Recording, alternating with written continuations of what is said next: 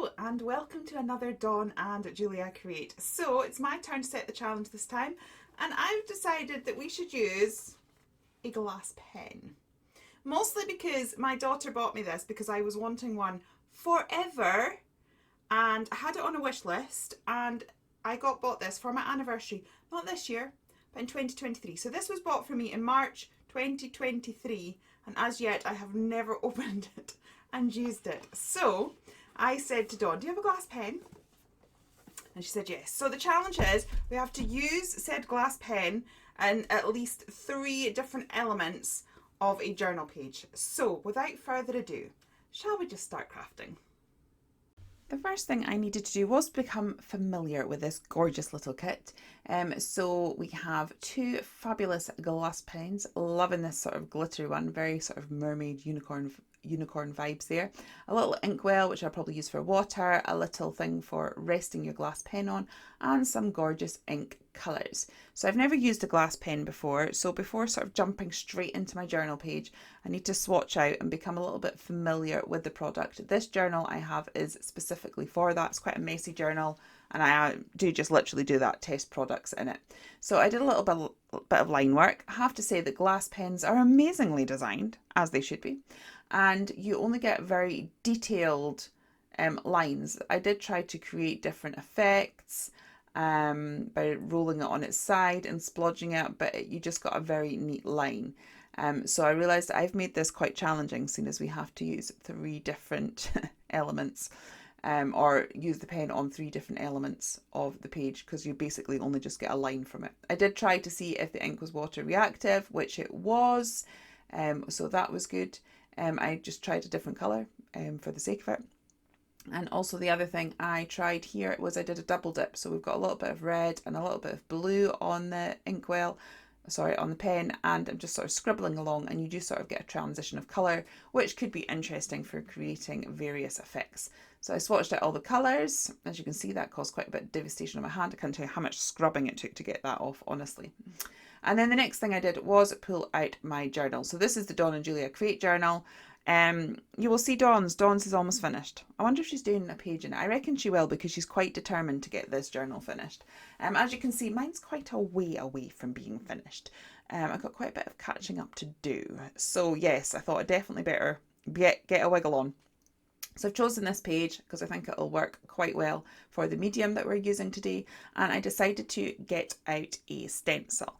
Now, as I said at the swatching stage, what I did learn was that yes, the ink was water reactive, but it didn't move the line work any. So I thought that could be a really interesting technique for creating a background. So I have pulled out this electric spiral stencil. Do love this stencil. I do think it's quite fabulous, even if I say so myself. And I am just using the stencil to draw through, and then some of the bigger elements I am sort of flooding in with ink. I think this gives a sort of mixture between the effect you would maybe get with a spray and the effect you would get for drawing through it, because the glass pen has it's quite loose, inky. It's almost like using a calligraphy pen. It's you can flood it with ink a little bit, but you also get this sort of fine line work of using a fine liner. So it's quite an interesting medium. I am sort of looking forward to exploring it further. I have to say that one of the reasons that I did say to Dawn that we needed to use it in 3 different elements on the page was because I wanted to make sure that I really did use it and gave it its best shot. That's it all looking fabulous there. There was a slight bleed, but then I knew I was going to be spraying it with water. So this is what I mean. You can see there that the ink is moving. We're getting colour across the page, but you can still very much see the stencil design there. We've not lost any detail from that at all. So yeah, as I was saying, what I wanted to do was make sure that I didn't sort of come in at the end with my glass pen and do a little bit of a doodly border and say, oh, I've used my glass pen. I really wanted to make sure that I sort of really discovered it as best I could, and I really what I did with the glass pen was a main element to the page. So that's why I'd said about it being 3 elements. But I have to say, I am sorry, Dawn, I didn't realise how difficult a challenge that would be, because I thought we might be able to get slightly more effects with it. So I was really interested to see what Dawn has actually managed to do with it. She'll be fine because Dawn's amazing at experimenting and coming up with things. So I can't wait to see how she's used it. And I'm sure I will learn a tip or a trick or two from watching. But that is why we've kind of gone for lots of different techniques. And again, you can just see the ink move, but not too much of the design. So I'm going to let that dry. I'm just adding a little bit more ink, trying to sort of pull the colour across the whole page a little bit. So it's not just too patchy in the corners. I don't know, I could watch like ink and paint run across the page all day. So I have pulled out a stamp set. This is Lady Hook. I'm kind of going for quite a sepia steampunk vibe today. I've got all these gorgeous colours in my ink pen set, and I've gone for like just using browns in the project. So because of that, I have stamped her up in brown in a Versa Mark ink pad. And that is her there. Now I am going to try and do a pen and ink wash type thing. When I was at school, a very, very long time ago, we used to do pen and ink paintings or drawings, and I really loved it, and it's not something I've ever done again since I left school. So we're talking I was 13, 14, quite a bit older than that now. I mean, my daughter's almost that age, and I was a late mum.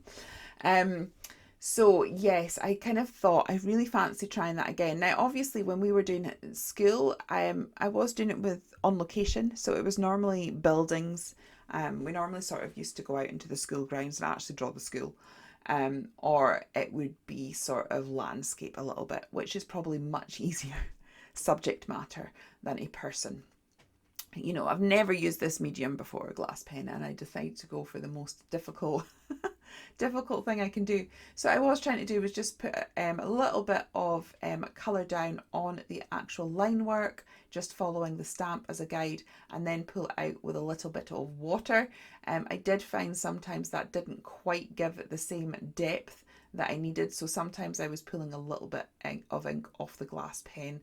Maybe as I would with a watercolour pencil, sometimes I kind of put the brush directly onto the pencil. And then I was going over it again to fill in the details. So you can see here how good the glass pen at detailed work, when you sort of see the various kind of ties and things that I'm managing to do on the outfits. At this one here, I'm sort of blocking out the colour. As I said, I sort of discovered if you go a bit slower, you get a more even flow with the ink coming out. But yeah, and very interesting medium to use. I have to say that I do want to maybe go and do some ink wash or ink and wash pen drawings again. When I was in Edinburgh, I did a little bit of sort of on location drawing, and I think it would have been really good for doing something like that. But yeah, it's an interesting technique. I have to say that at this point I was sort of amused by myself that, I've got a glass pen here which does incredibly fine detail, and you could be used for line work. And so far, the first thing I've done is put it through a stencil, and now I'm trying to colour with it. I mean, talk about making things easy for myself. To kind of go with that ink wash idea, that I'm trying to create some of the shading with some cross hatching. I think the beauty of the glass pen is the fine line work that you can get done. And so it was a perfect way to try and get a little bit of shading in and stick to I suppose, being authentic to the product that I am using. So that went quite well, and I just sort of keep going as I would with colouring, gradually building it up, trying to keep in mind shades and tones. I do think doing monochrome colouring like this is really good exercise in colouring, because you really have to concentrate on value, because you don't have the